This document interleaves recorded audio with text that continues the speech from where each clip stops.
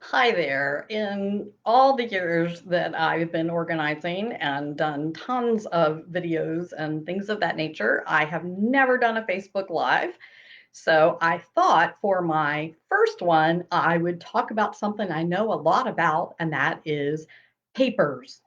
The fact that A, we're not a paperless society, don't think it's going to happen, and B, we still feel very overwhelmed by them. So even though I know we have a ton of digital devices, we still seem to have an awful lot of stuff in paper format. So I thought I'd address a little bit of that today, and you are welcome to put questions or thoughts in the chat. I will not be able to do those this first time, but I will answer or respond when I am done. So first thing I want you to just think about is still all the sources that we get our paper from. It can be everything from the snail mail, we still get catalogs and some newsletters and magazines, and there still might be a few bills that come in, coupons, etc. Sometimes, not right now during COVID, but sometimes we get flyers on our car when we're in a parking lot. If we're at a store, sometimes we still get the paper receipts, or they may give us coupons.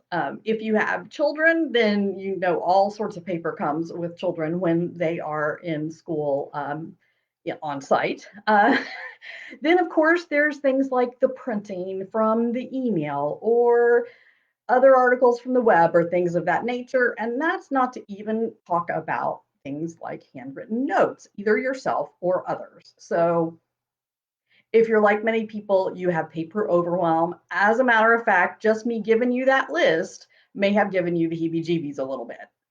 So I'm going to start with some practical things that you should know. And you may know some of it, and that's great. It may be a refresher for some of you, and for others, it may be something you really haven't thought about. But this is actually crucial knowledge in order to keep those paper piles at bay. So the first thing is to really understand the basic flow of paper. And I'm hoping that I'm going to be able to hold this so that you can see it correctly. So here's the basic flow. Oops, other way. All right. Paper, what do we get? Paper enters. It enters through a lot of different ways. We've talked about the sources, but not necessarily how they enter. They get processed, or sometimes they don't get processed. And then they get deleted, or most of them do. There are some that you have to keep for periods of time. But here's the problem. Often we get stuck right about here. And so we don't process, and so things don't leave. So we're going to talk a little bit more about that and how to do some of that. And as a matter of fact, the first thing I'm going to talk about is a formula, as it were. Okay. So, but it's not hard because I'm not a math person. Anybody that knows me knows that I am not a math person. So it's sort of an easy formula, as it were. So here's the first thing. We talked about the fact that you have to process. Now, that means that each source that I discussed or that you have needs a process. Now, that could be, again, printing, notes, mail, all of those need a process. Now, part of that process is you need to add a container. Now, sometimes the container might be a trash can. Sometimes it might be shred or recycle, but sometimes it's also file drawers, or it might be digital storage. Even if it comes in as paper, it might go out as digital, or might be retained as digital and the paper goes out. And when you put together the process and the container, then you have an endless combination of systems so that you can come up with a solution for you and your situation. And that might be an electronic directory, either on your computer or in the cloud, a reference file, which we're going to talk about in just a minute, an action center, and those are just some of the basics. All right, no more papers. So if that gave you a little dizziness, we're done with papers. Well, we're done with my illustrations of papers. So I do want to talk about the different kinds of papers, because this is where a lot of people get accidentally caught up. They think that all papers are created equal, and that is not the case. So first of all, there are archive papers. Those are the papers that you probably don't need, but you've been told to keep them, or there's something that you need so rarely that they don't even need to be in a well uh, gotten to part of your house. So, for example, older tax records, you do have to keep, parts of the taxes for X number of years. That's a whole different Facebook Live altogether. But I keep my past ones, what I need to keep of them, in my attic in a file drawer. They don't need to be anywhere else in my house. That's where the old ones are. Closing documents for houses, that kind of thing. There's a whole list of things that may fit into the archive, and they don't have to be front and center. In fact, they can be the furthest thing from front and center. So that's archive, because I'm going to arm you, ARM, to deal with your papers. So the R is for reference. These are the things that you may need to look at every once in a while. So if you still, for example, if you still get a paper copy of any of your insurance policies or any receipts or financial papers, those are reference papers that you may need to reference. Uh, so, uh, so those need to be where you can get to them. And that, again, that might be a filing system of some kind. It may be that you actually get those, you may like to look at them in paper and then actually only keep a digital copy. So there are lots of different ways to do that. The main thing is that you and anyone else who needs to access the reference files knows where to put things and how to access things when you want them to come out. So, and the reference files, some of those things may end up in archive, and a lot of those things over time, yeah, they should be leaving. So, and I'm not talking about memorabilia at this point. Again, whole nother topic. So just talking about sort of the basic papers we need for adulting life. All right, the M, so archive, reference, motion. These are the things that come in that need to be in motion. Maybe it's an invitation and you need to discuss it with somebody or check your calendar. Maybe it is still, there are some places that won't do digital bills. So maybe it is a bill and you need to pay it. So you need to, take it to your computer or use your phone to pay it. And then you have to figure out where that paper goes. So anything that is in motion, now that's what needs to be sort of front and center. That's where you need to have a really specific system so that things get done in a timely fashion. And we all know that sometimes bad things happen when you don't do things in a timely fashion.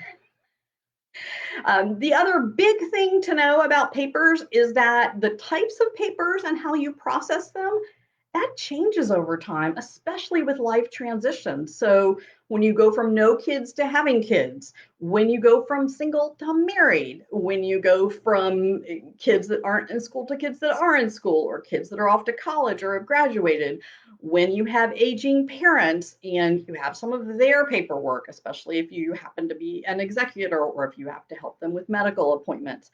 So some of those things you don't know about when you start your systems, but they will happen over time. And so you need to be able to be a little bit flexible about that and how that works. So those are the 4 things you need to know. Now I'm going to talk just briefly about some other strategies that factor into some of what I just mentioned. So the first thing, not surprisingly, is to reduce incoming papers. So there are several different ways you can do this. You probably already know them. You may have even already done some of these. The first thing, of course, is to decrease magazine subscriptions. Maybe there are some that you're not looking at anymore, or maybe there are some that you look at a little bit, but you could do it electronically. So that, one little area. Don't sign up for new credit cards unless you need them, especially when you go to the store and they say, do you have a such and such card? Okay, right now you wouldn't be going to the store much, but when you start going back to stores and they say, do you have a such and such card? Unless you have a really big need for it, don't get it. They're going to tempt you with the 10% off or 20 or whatever they're going to tempt you with. The thing is that with that comes papers, or at the very least, more emails, which is, again, we'll talk about that later. So don't sign up for them unless you need them. Always question whenever people ask for your address or your email address or your telephone, always ask them why they want it, because sometimes that will end up putting you on a list somewhere, and you'll end up getting, again, more papers. So always ask, be nice, but always ask. A couple of things I do if they ask for my phone number and they can't give me a really good reason for it, I will say I prefer not to give it out. Sometimes, if they are insistent, I will give them 919-555-1212, which is information for you. You can use your zip code and do that. So just don't, I know it'd be nice to give them the telephone number of someone you don't maybe appreciate quite as much, but let's not do that. Let's give them a number where they can call and, not get very far, especially because I'm not listed in the phone directory. Print less. So if you have an automatic thing about printing something from the internet or from email, consciously print less. And move anything to electronic format if you are comfortable doing that. And that can be done over time. Again, that is a process.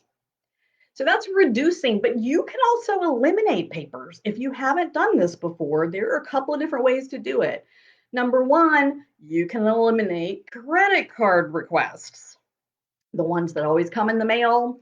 So optoutprescreen.com. That's opt, O-P-T, out, O-U-T, prescreen,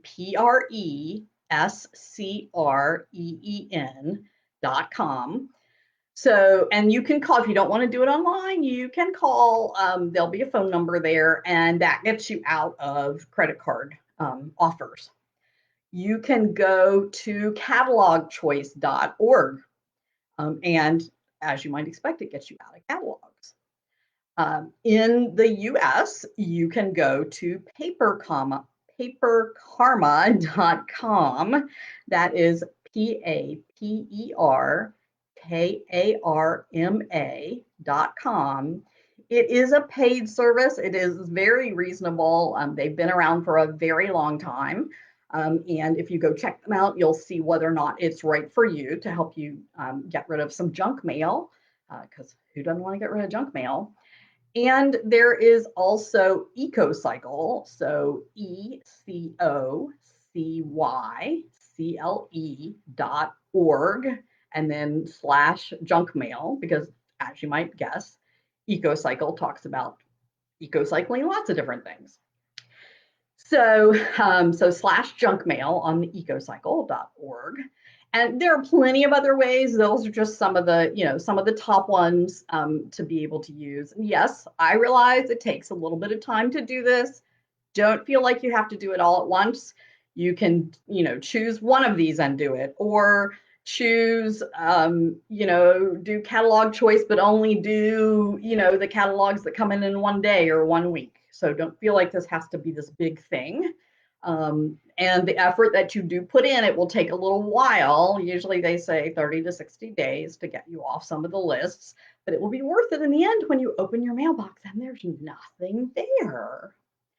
By the way, if you get stuck with some of this, whether it's the basic flow or anything else, one thing you want to ask, if you have paper and you're not sure what to do with it, there's a power phrase for you. It is, what needs to happen next?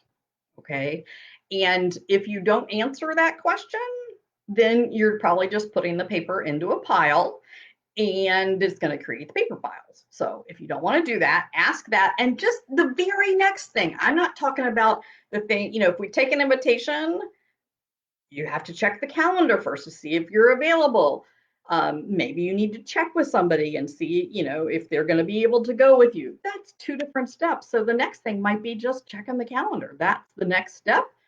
Put a post-it note on there, say, checked the calendar, we're clear. Now I need to, check with so-and-so to see, and then put that in an action pile. Again, we're going to talk about that some other time, not today.